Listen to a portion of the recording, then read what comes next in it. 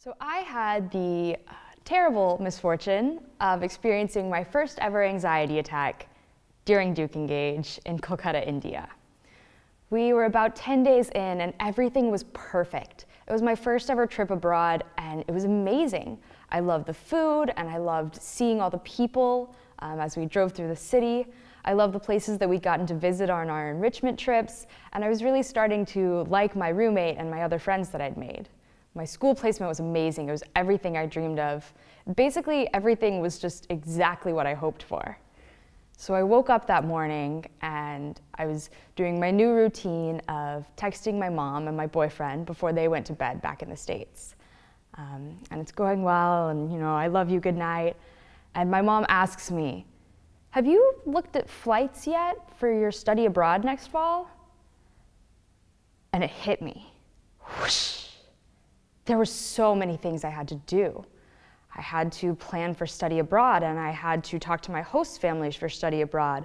I had to plan my internship for while I was there, and I had to face my absolutely insufficient financial aid package and figure out how to pay for 2 more years of Duke. I had to figure out how to reassure my extended family that this DukeEngage and the study abroad were good for me, and it was good that I had these opportunities. And there were so many things that I just had to control, and there were so many things that I couldn't control. I started wondering, what if one of my grandparents gets sick and I can't get to them?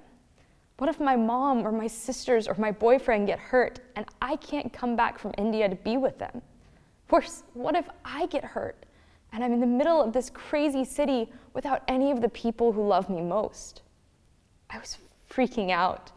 Before long, I was sitting in a ball on my bed, just rocking and crying and hugging my knees. I texted my psych coordinator and I just said, anxiety attack, please help. She rushed up to my room as fast as she could. She found me in a ball and she held me. She brought me water, she held my hand, she rubbed my back. She helped me.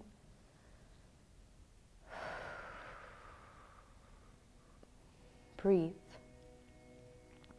When I had been breathing successfully for a little while, Ellen talked to me about all of the things I'd been scared of.